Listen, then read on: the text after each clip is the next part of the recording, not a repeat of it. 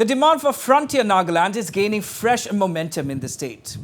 The Eastern Nagaland People's Organization, or the ENPO, has convened an emergency meeting of the Central Executive Council at Mon Town on the 16th of November. The CEC meeting is being convened in view of the urgent state of affairs and as resolved during the last ENPO CEC meeting at Twinsang on the 14th of October to hold another emergency CEC meeting to take the statehood demand movement forward.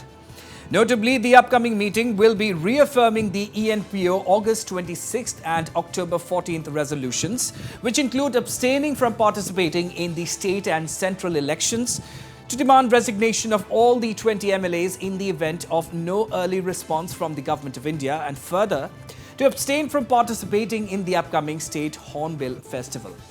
The ENPO has also directed all ENPO executives, CEC members of the respective 7 tribal bodies, ENLU members amongst others, to also attend this meeting. It may be mentioned here that Chief Minister Nephew Rio had on the 5th of November convened a meeting with the Eastern Nagaland legislators to discuss issues related to the participation of cultural troops of the 7 tribes from Eastern Nagaland. Sources inform that the government is appealing to the ENPO to withdraw its October 14th resolution and participate in the Hornbill Festival.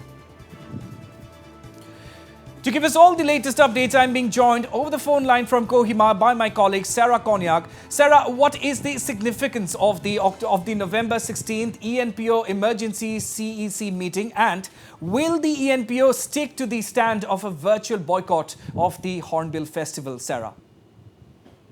Well, Aaron, the Eastern Nagaland People's Organization has convened an emergency meeting at Montown to further discuss the way forward on the demand for a separate statehood, that is the Frontier Nagaland. And they've also called this meeting to further reaffirm the August 26th and the October 14th resolutions. Well, Aaron, the stand of the Eastern Nagaland people still continue to remain the same, that is for a separate statehood, and the various resolutions which were adopted on August 26th and October 14th in the CEC meeting also remains the same. Now after having 4 bilateral and 2 tripartite talks, the matter of the Eastern Nagaland demand for a separate statehood has now been leveled as a political issue.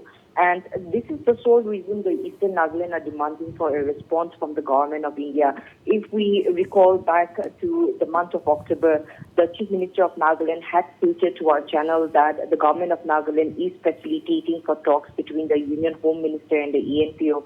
However, till date, there has been no intimidation on this, and also the CM had also said that when the Prime Minister visited, it would request him to meet the ENPO, but the visit of the Prime Minister to the state of Nagaland still remains uncertain.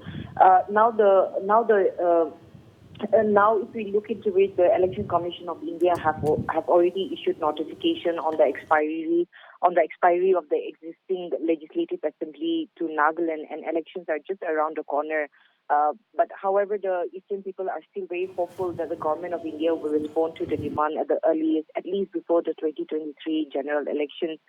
Now, when we talk about the October 14 CEC resolution of the ENPO, where they have in one of their resolutions, they have stated that they will not be that they will abstain from participating from the upcoming Hornbill Festival at Kisama, Kohima.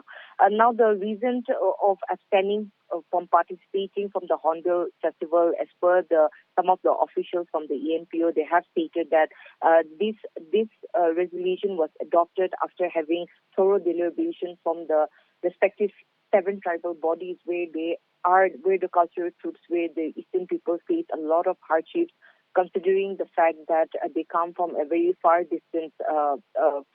When you talk about it, coming to Noklak, and also the logistics and everything, and also the remuneration, that is one of the basic hurdles, and that is the reason why they have decided and adopted this resolution to abstain. However, the Chief Minister on the 5th of November had convened a meeting with the legislators of the Eastern Nagaland in the presence of the Minister's advisors, Chief Secretary, the DGP, and also the concerned department officials of the Hornbill Festival.